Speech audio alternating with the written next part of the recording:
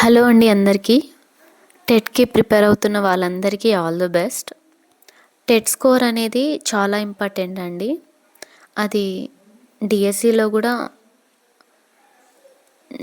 Job దగ్గరికి వెళ్ళి ఆగిపోయిన వాళ్ళకే తెలుస్తుంది. టెట్ స్కోర్ అనేది ఇన్ సర్వీస్ టీచర్స్కి అండ్ కామన్ స్టూడెంట్స్కి కూడా చాలా అవసరం. సో బిట్స్ అనేది ప్రాక్టీస్ చేయడం వలన మనం చదివింది ఎంత గుర్తుంది, ఆ బిట్ మనం చేయగలుగుతున్నామా లేదా అనేది తెలుస్తుంది. 1-2 సార్లు బిట్స్ ప్రాక్టీస్ చేయాలండి. ఒక టాపిక్ని మనం ఈరోజు చదివామంటే ఆ రోజు ఈవినింగ్ ఆ టాపిక్కి సంబంధించిన బిట్స్ ప్రాక్టీస్ చేస్తే ఇంకా చాలా బెటర్గా గుర్తుంటుందని నా ఒపీనియన్. ఇది సోషల్ గ్రాండ్ టెస్ట్ 3 అండి. టాపిక్ భారతదేశ భూస్వరూపాలు, తెలంగాణ భౌగోళిక స్వరూపం. భారతదేశంలో అతిపెద్ద పీఠభూమి ఏది? నేను క్వశ్చన్ చదివేటప్పుడే మీరు ఆన్సర్ ట్రై చెయ్యండి. మీరు చేయగలుగుతున్నారా లేదా అనేది మీకు అర్థమవుతుంది. భారతదేశంలో అతిపెద్ద పీఠభూమి ఏది? క్లూ ఉందండి. భారతదేశంలో అత్యంత విస్తీర్ణం కలిగిన పీఠభూమి. మనకి సి అనేది కరెక్ట్ ఆప్షన్ అండి. దక్కన్ పీఠభూమి. తెలంగాణలో పీఠభూమి ఏ పీఠభూమిలో భాగం? తెలంగాణ పీఠభూమి ఏ పీఠభూమిలో భాగం? ఇది దక్కన్ పీఠభూమిలో భాగం. తెలంగాణ మొత్తం ఈ దక్కన్ పీఠభూమిలోనే భాగంగా ఉంది. దక్కన్ పీఠభూమికి పశ్చిమ వైపున ఉన్న ఎత్తైన వాలు ఏమిటి? పశ్చిమ కనుమలండి. అరేబియా సముద్రానికి సమాంతరంగా విస్తరించిన పర్వత శ్రేణి. నేను క్వశ్చన్ చదివేటప్పుడే మీరు ఆన్సర్ ట్రై చేయండి. సో మీకు బిట్ రాకపోయినా ఒకవేళ చేస్తే ఎన్ని బిట్స్ చేయగలుగుతున్నాం అనేది తెలుస్తుంది. 4th bit. గంగా సింధు మైదానం ఏర్పడటానికి ప్రధాన కారణం ఏమిటి? నదుల ఓండ్రు నిక్షేప్తం. నదులు మోసుకొచ్చిన మట్టి వల్ల ఏర్పడుతుందండి ఓండ్రు నిక్షేప్తం అనేది. పీఠభూమి ముఖ్య లక్షణం కానిది ఏది? కానిది అడిగాడండి. చూసుకోండి, బిట్టి చేసేటప్పుడు బై మిస్టేక్ మనము పీఠభూమి యొక్క ముఖ్య లక్షణం అంటే దానికి ఏది రిలేటెడ్ మనం అది పెట్టేస్తాము. అక్కడ కానిదా అయినదా అవి చూసుకోవాలి. సో సి పూర్తిగా సమతల ప్రాంతం. పీఠభూమి అనేది సమతల ప్రాంతం అనేది కాదండి. అసమానతలు ఉంటాయి. పీఠభూమి స్వల్ప అసమానతలు కలిగి ఉంటుంది.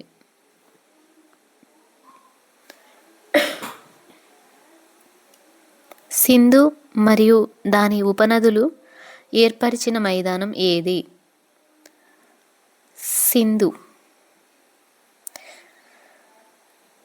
ఆప్షన్ బి పంజాబ్ మైదానం. 5 నదుల భూమి.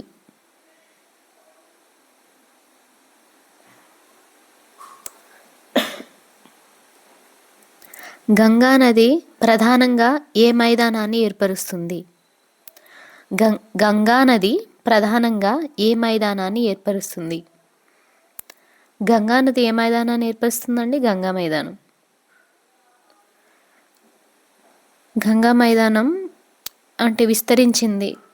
ఆప్షన్స్ ఉత్తరప్రదేశ్, బీహార్, పశ్చిమ బెంగాల్ మీదుగా విస్తరించింది. గంగా మైదానం ఉత్తరప్రదేశ్, బీహార్, పశ్చిమ బెంగాల్ మీదుగా విస్తరించింది.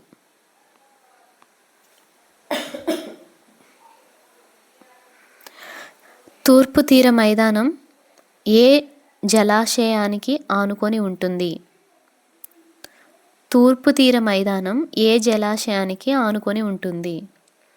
బంగాళాఖాతం. మనకి తూర్పున బంగాళాఖాతమే ఉంటుంది. భారతదేశ తూర్పు తీరం. తెలంగాణలో అధిక భాగం ఏ భూస్వరూపంలో ఉంది? మనం ఇందాకలే చెప్పుకున్నాము, దక్కన్ పీఠభూమిలో భాగం తెలంగాణ అని. సో పీఠభూమి. తెలంగాణలో అధిక భాగం ఏ భూస్వరూపంలో ఉంది అంటే పీఠభూమి. గోదావరి నది తెలంగాణలో ఎక్కడ ప్రవేశిస్తుంది?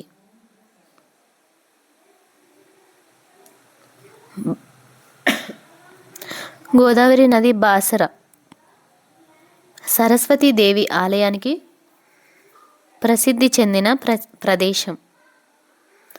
గోదావరి తెలంగాణలో ఏ జిల్లాలో ప్రవేశిస్తుంది? ఈ బిట్ ఒకసారి 1-2 సార్లు చూసుకోండి. తెలుగులో ఒక విధంగా అడిగాడు, అంటే తెలుగు టెక్స్ట్ బుక్లో 5th క్లాస్ అనుకుంటా. తెలుగు టెక్స్ట్ బుక్లో ఒక విధంగా ఆప్షన్ ఉంటుంది, సోషల్లో ఒక విధంగా ఆప్షన్ ఉంటుంది. గోదావరి నది తెలంగాణలో ఏ జిల్లాలో ప్రవేశిస్తుంది? బి నిర్మల్. అయితే తెలుగు టెక్స్ట్ బుక్లో అయితే నిజామాబాద్ అని ఇచ్చాడండి, కానీ ఆప్షన్ వచ్చేసి మనకి సోషల్లో నిర్మల్ అనే ఉంది.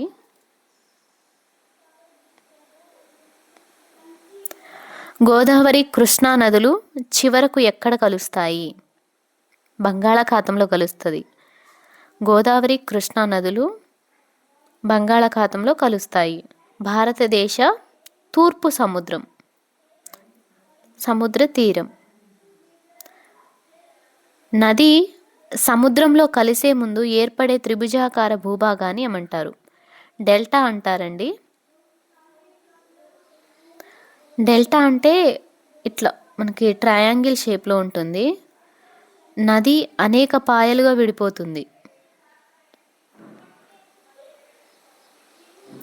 డెల్టాలు సాధారణంగా ఏ ఆకారంలో ఉంటాయి? త్రిభుజం అంటే ట్రయాంగిల్,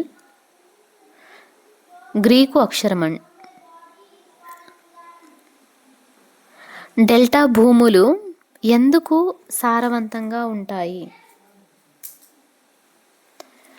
ఎందుకంటే ఒండ్రు నిక్షిప్తం వల్ల మట్టి సారవంతం పెరుగుతుంది. వరదల్లో వచ్చే సారవంతమైన మట్టి వల్ల, ఒండ్రు నిక్షిప్తం వల్ల డెల్టా భూములు ఎక్కువ సారవంతంగా ఉంటాయి. ఈ క్రింది వాటిలో కృష్ణానది ఉపనది కానిది ఏది? కానిది అని అడిగాడండి. సో కానిది వచ్చేసి మనకి శబరి అండి. ఇక్కడ మనము ఈ విధంగా కూడా బిట్స్ చూసుకోవాలి. అంటే కృష్ణానది ఉపనదులు ఏవి ఇందులో? మూసి ఉంది, భీమా ఉంది, తుంగభద్ర ఉంది. శబరి గోదావరి యొక్క ఉపనది. క్రింది వాటిలో గోదావరి ఉపనది కానిది? కోయానా. కోయానా అనేది కృష్ణానది యొక్క ఉపనది. ధవళేశ్వరం ఆనకట్ట ఏ నదిపై నిర్మించబడింది? గోదావరి డెల్టాకు నీటిని అందించే ప్రసిద్ధ ఆనకట్ట. గోదావరి ధవళేశ్వరం ఆనకట్ట గోదావరి నదిపై నిర్మించారు. సాత్మల కొండలు ఏ జిల్లాలో ఉన్నాయి? బి ఆదిలాబాద్ జిల్లాలో ఉన్నాయి. తెలంగాణ ఉత్తర భాగంలో ఉన్న జిల్లా ఆదిలాబాద్. బాలాఘట్ శ్రేణులు ఏ జిల్లాలో ఉన్నాయి? మహబూబ్ నగర్ అండి.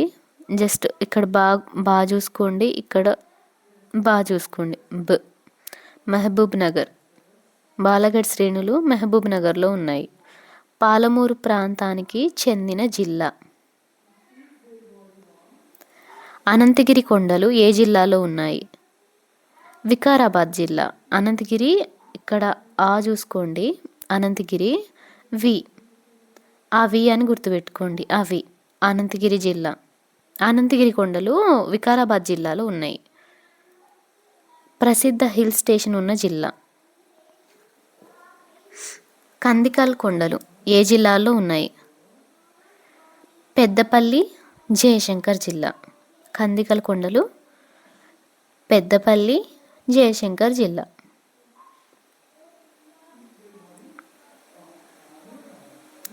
రాఖీ కొండలు ఏ జిల్లాలో ఉన్నాయి? రాఖీ కొండలు జగిత్యాల జిల్లా. ఉత్తర తెలంగాణలోని జిల్లా. రాఖీ కొండలు జగిత్యాల.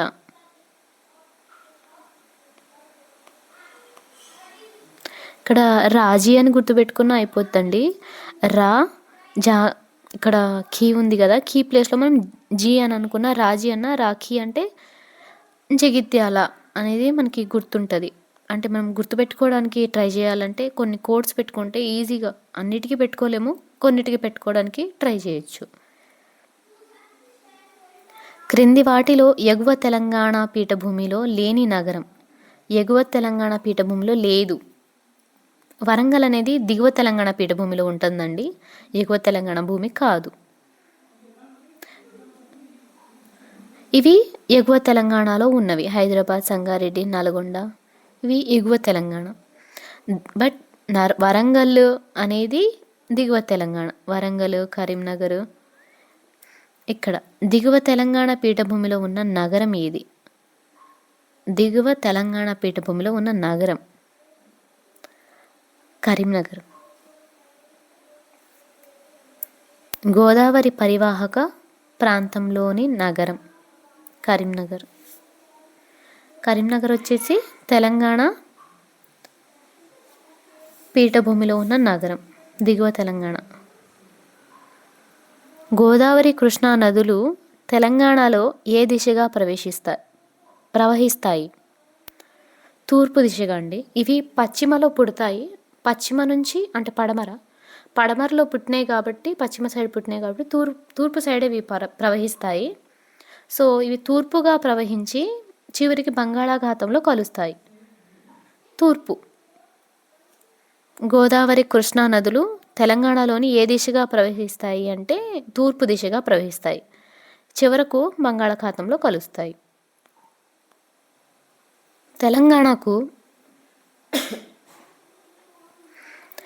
దక్షిణాన ఉన్న రాష్ట్రం ఏది? ఏపీ అండి, ఆంధ్రప్రదేశ్. తెలంగాణకు దక్షిణ అంటే తెలంగాణ కింద ఉన్న రాష్ట్రం ఏది అంటే ఆంధ్రప్రదేశ్. తెలంగాణ అనేది విడిపోయిన రాష్ట్రం, అది అందరికీ తెలుసు కదండి. ఏపీ అండ్ తెలంగాణ ఒకప్పుడు ఉమ్మడి రాష్ట్రంగా ఉండేది, ఇప్పుడు విడిపోయినాయి రాష్ట్రాలుగా. సో తెలంగాణకు దక్షిణాన ఉన్నది ఆంధ్రప్రదేశ్ అండి.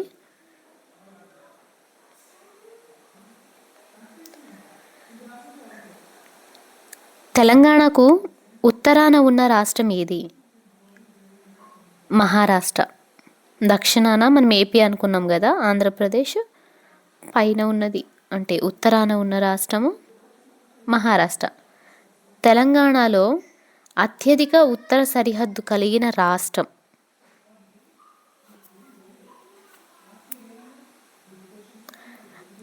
తెలంగాణకు తూర్పున ఉన్న రాష్ట్రం ఏది? తెలంగాణకు తూర్పున ఉన్న రాష్ట్రం ఛత్తీస్గఢ్. మధ్య భారతదేశంలోని రాష్ట్రం అంటే మన భారతదేశాన్ని west Indies, south Indies, north Indies అట్లా డివైడ్ చేస్తాం కదా, అట్లా ఇది మధ్య భారతదేశంలోని రాష్ట్రం. సౌత్ ఇండియన్, నార్త్ ఇండియన్ అలా అంటాం కదా, సో అది. తెలంగాణకు పశ్చిమాన ఉన్న రాష్ట్రం ఏది? కర్ణాటక.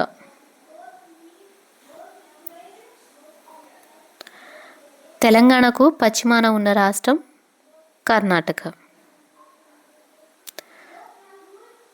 కర్ణాటక అనేది బెంగళూరు ఈ రాష్ట్ర రాజధాని. క్రింది వాటిలో గోదావరి ఉపనది ఏది? మంజీరా. గోదావరి ఉపనది మంజీరా. నిజాం సాగర్ ఆనకట్ట ఈ నదిపై ఉంది.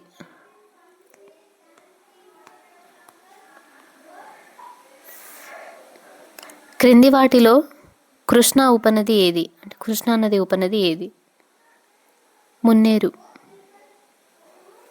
ఖమ్మం ప్రాంతంలో ప్రవహించే ఉపనది. గంగా సింధు మైదానం ఏర్పడింది ఏ రెండు విశాల మైదానాల కలయికతో? పంజాబ్, గంగా. సింధు మరియు గంగా నదీ వ్యవస్థ. తూర్పు తీర మైదానంలో భాగం కాని రాష్ట్రం? గుజరాత్.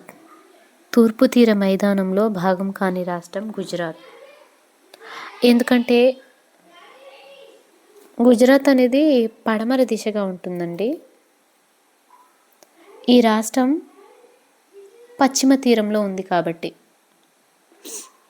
మనకి గుజరాత్ పడమర సైడ్ ఉంటుంది. సో అది తూర్పు మైదానంలోనికి రాదు.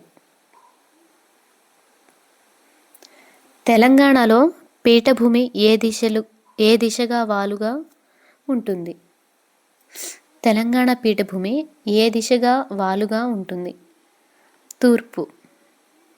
తెలంగాణ పీఠభూమి తూర్పు దిశగా ఉంటుంది. అండ్ గోదావరి కృష్ణా నదుల ప్రవాహం కూడా ఈ దిశగానే సాగుతుంది. తూర్పు సైడ్నే ప్రవహిస్తాయి గోదావరి కృష్ణా నదులు.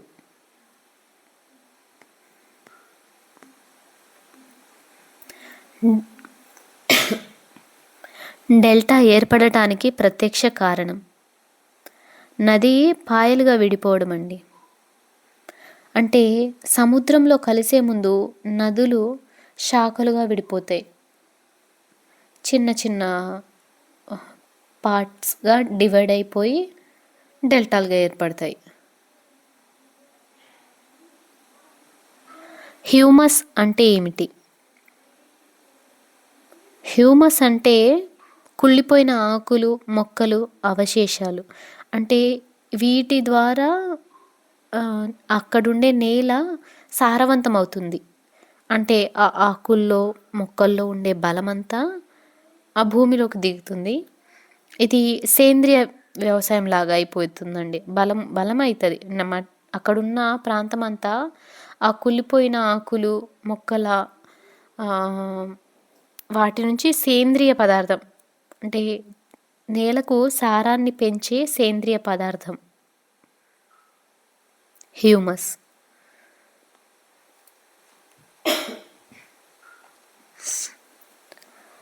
క్రింది వాటిలో భారతదేశంలో ప్రధాన డెల్టా ఏది? గోదావరి డెల్టా. భారతదేశంలో ప్రధాన డెల్టా గోదావరి డెల్టా. క్రింది వాటిలో కృష్ణా ఉపనది కానిది? కృష్ణానదికి ఉపనది కానిది కిన్నెర సాని. కిన్నెర సాని అనేది గోదావరి నది యొక్క ఉపనది. Last question. క్రింది వాటిలో ఎగువ తెలంగాణ పీఠభూమిలో ఉన్న నగరం ఏది? సంగారెడ్డి. ఎగువ తెలంగాణ భూమి అండి. ఈ బిట్స్ ఎగువ తెలంగాణ, దిగువ తెలంగాణ అనేది మ్యాక్సిమం అడుగుతారండి బిట్స్. ఒకసారి చూసుకోండి. హైదరాబాద్కు సమీపంలోని జిల్లా కేంద్రం సంగారెడ్డి తెలంగాణ పీఠభూమిలో, ఎగువ తెలంగాణ పీఠభూమిలో ఉంది సంగారెడ్డి. వరంగల్ వచ్చేసి మనకి దిగువ తెలంగాణ పీఠభూమి. వరంగల్, కరీంనగర్ ఇవి. ఒకసారి ఎగువ తెలంగాణ పీఠభూమి, ఒక్కొక్కసారి దిగువ తెలంగాణ పీఠభూమి అలా అడుగుతున్నాడండి బిట్స్. 1-2 సార్లు చూసుకోండి. అండ్ బిట్స్ ప్రాక్టీస్ చేయడం వల్ల ఎక్కువగా గుర్తుంటుందని నేను అనుకుంటున్నాను. అది ఒకసారి మీరు ట్రై చేయండి. ఒకరోజు ఆ టాపిక్ మీరు ఏదైతే టాపిక్ చదివారో ఆ టాపిక్‌కి రిలేటెడ్‌గా బిట్స్ ప్రాక్టీస్ చేస్తే ఇంకా బాగా గుర్తుంటుంది. అండ్ మీకు ఈ వీడియో నచ్చితే చెప్పండి. మరిన్ని ప్రాక్టీస్ బిట్స్ చేయడానికి నేను ట్రై చేస్తాను. అండ్ థ్యాంక్ యూ అండి అందరికీ. ఆల్ ది బెస్ట్ ప్రిపేర్ అయ్యే వాళ్ళందరికీ.